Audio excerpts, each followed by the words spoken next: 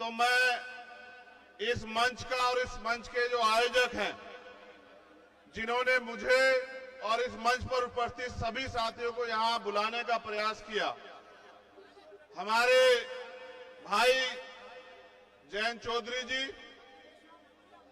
हमारे गवर्नर साहब सतपाल मलिक जी, गुरनाम सिंह चड़ूनी जी, भाई पुष्पेंद्र जी,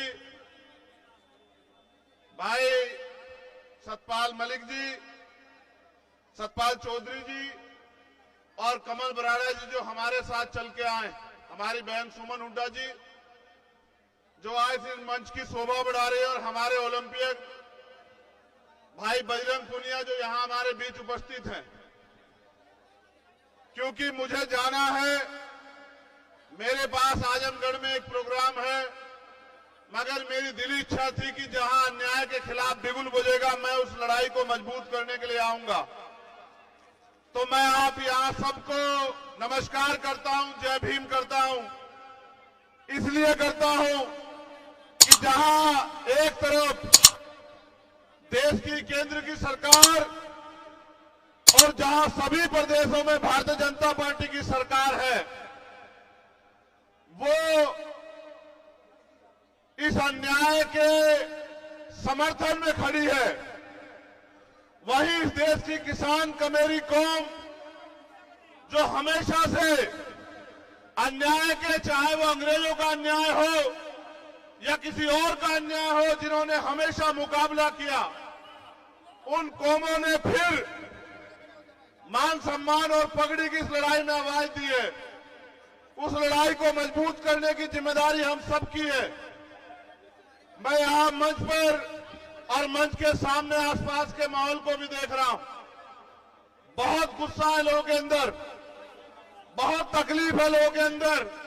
अगर आज ऐलान हो जाए तो दिल्ली में बैठे बादशाह को यह खबर लग जाएगी कि कुछ ही घंटों में जो है सारे बॉर्डर सील करने पड़ेंगे। ये ताकत है किसान कमेरों की। लेकिन सवाल यह है कि आज मुकाबला किससे है और आज हालात क्या है, इसको भी समझना और देखना पड़ेगा।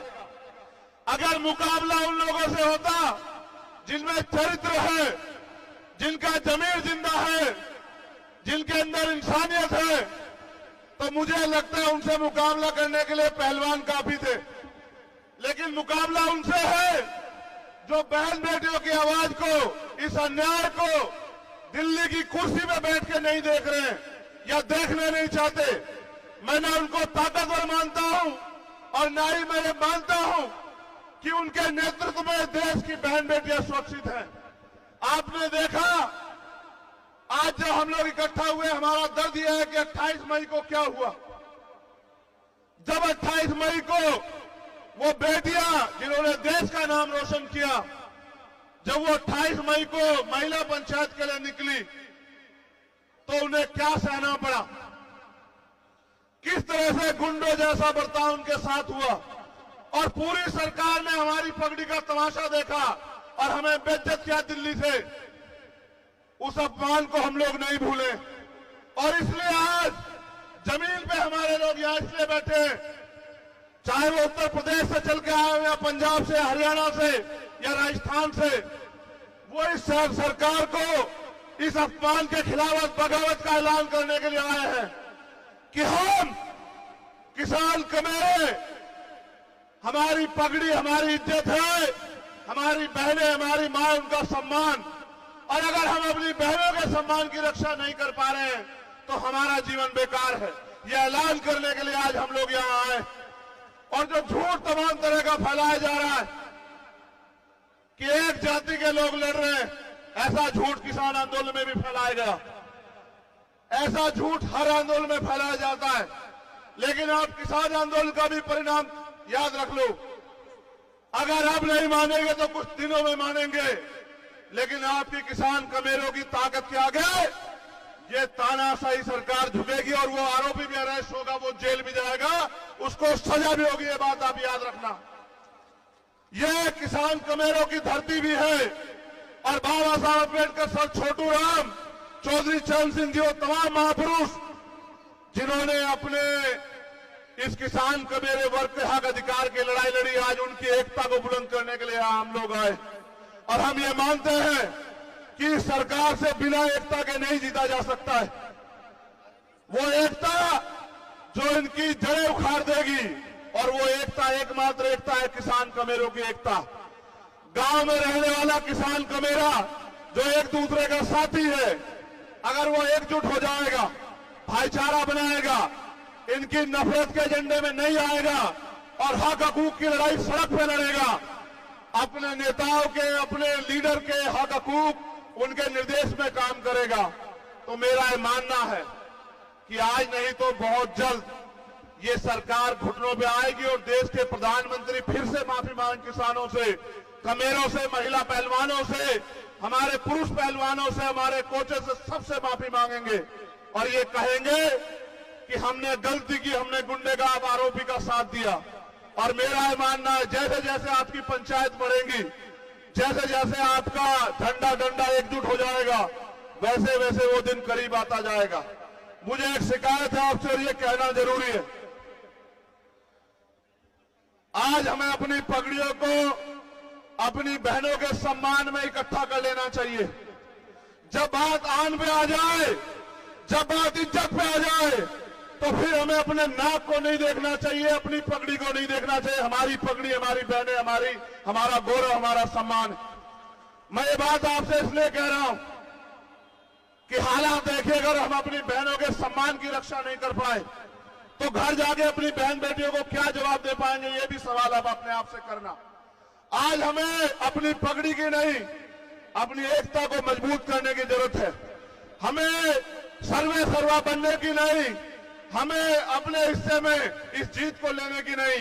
ये बहन बेटियां, हमारी पहलवान जीते, उनके आंसुओं का मोल हो और फिर कोई ताकतवर हमारी पगड़ी से ना खेल पाए, इस बात का भी ध्यान रखना है, इस बात की भी इज्जत रखनी है। आज ये जिम्मेदारी हमारे कंधों पे है सब लोगों के।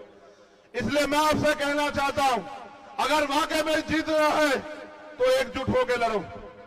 और हमारे पास गार्जियन के रूप में गवर्नर साहब बैठे हैं, 2-3 मसले जो उन्होंने उठा रखे हैं, चाहे वो पुलवामा का हो या किसानों के लिए एमएसपी की गारंटी का हो या मजदूरों के लिए न्यूनतम वेतन का हो, वो तभी कामयाब हो पाएगा जब हम इकट्ठे होकर इस लड़ाई को लड़ेंगे, वरना टुकड़ों में बट के हम कभी जीत नहीं सकते हैं।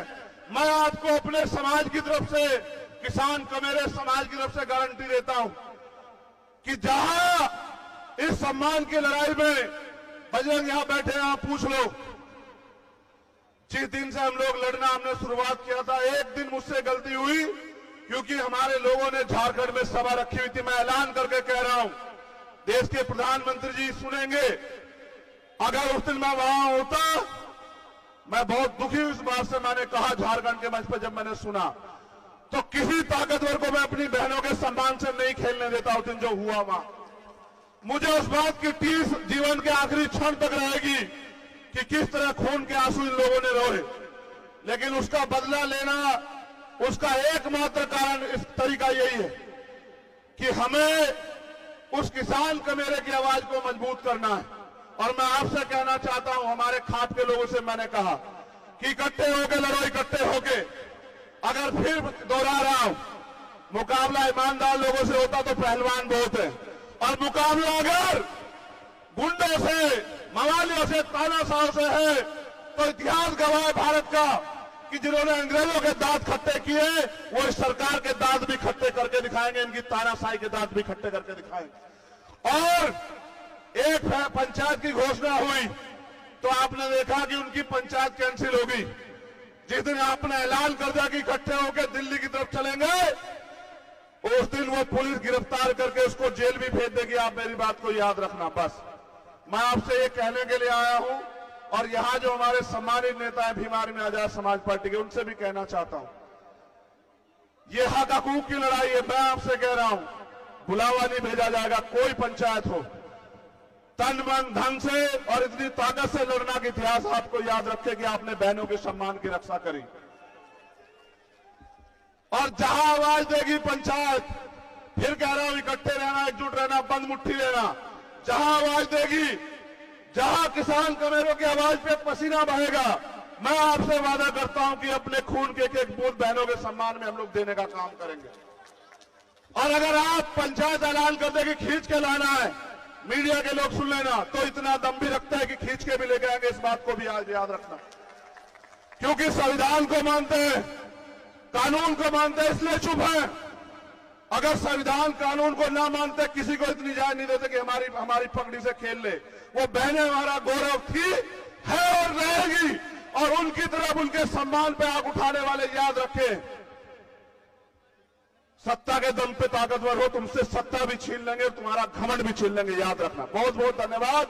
जय जवान, जय किसान, हमारी एकता जिंदाबाद, किसान का मेरा जिंदाबाद।